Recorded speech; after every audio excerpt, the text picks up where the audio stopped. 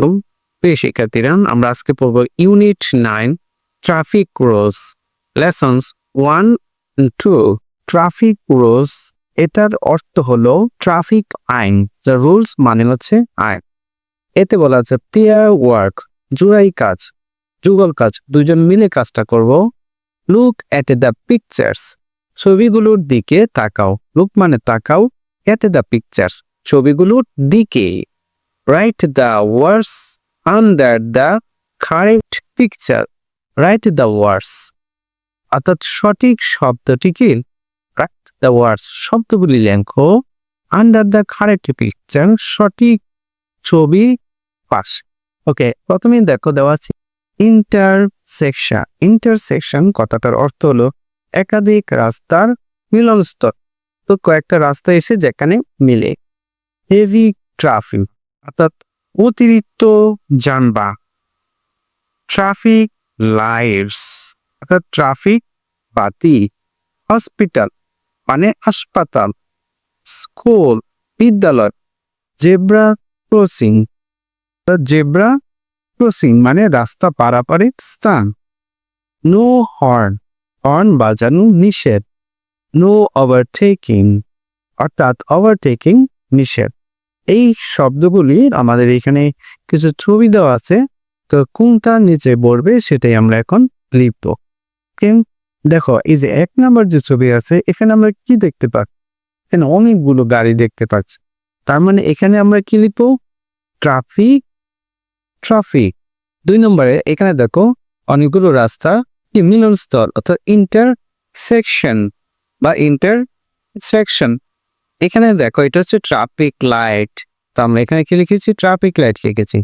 4 নম্বর এই চিহ্নটা দ্বারা বোঝায় যে নো ওভারটেকিং। দেখছো এখানে লেখা আছে কি নো ওভারটেকিং। ওকে, অর্থাৎ ওভারটেক করা নিষেধ।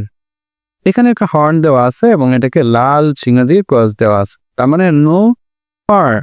এখানে এইচ এবং উপরে লেখা আছে কি হসপিটাল, তার মানে আমরা 6 নম্বরের নিচে কি লিখবো? হসপিটাল।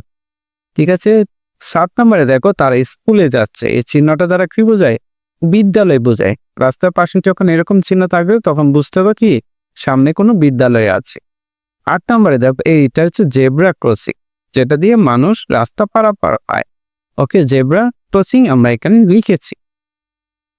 প্রিয় শিক্ষার্থীরা, ল্যাঙ্গুয়েজ ফোকাস দেখো অর্থাৎ ভাষা আলোকপাত। এখানে গিভিং ইনস্ট্রাকশনস অর্থাৎ নির্দেশনা প্রদান। গিভিং মানে প্রদান, ইনস্ট্রাকশনস নির্দেশনা। এটা হচ্ছে ভার্ব। ভার্ব দ্বারা কি বোঝায়? কাজ বোঝায়। ওকে, তবে এখানে দেখো লেখা আছে কি ড্রাইভ কেয়ারফুলি অর্থাৎ সাবধানে বা সতর্কভাবে গাড়ি চালাও। তো এখানে ডু নট এটাকে সংক্ষেপে লেখে ডোন্ট প্লাস অর্থাৎ জো ভার্ব। তার মানে এখানে কি লিখছে? Don't drive carelessly. কেয়ারলেসলি মানে অসতর্কভাবে, অর্থাৎ অসতর্কতার সাথে গাড়ি চালায় না। ঠিক আছে, তার মানে আমরা এখানে 2টি বাক্য শিখলাম।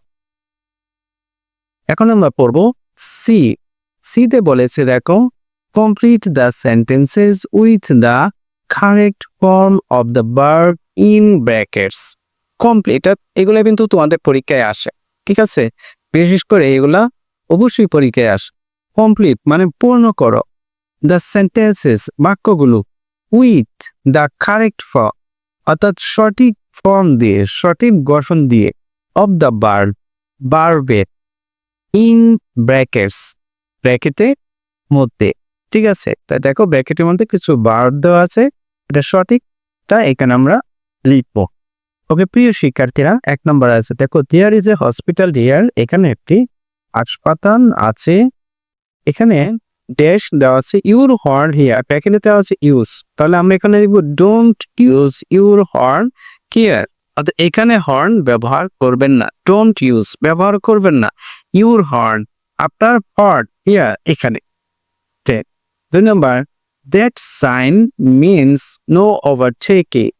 ওকে, অর্থাৎ দ্যাট সাইন অর্থাৎ ওই চিহ্নটি বা ওই সংকেতটি দ্বারা বোঝায়, মিনস মানে বোঝায় নো ওভারটেকিং অর্থাৎ ওভারটেকিং নিষেধ।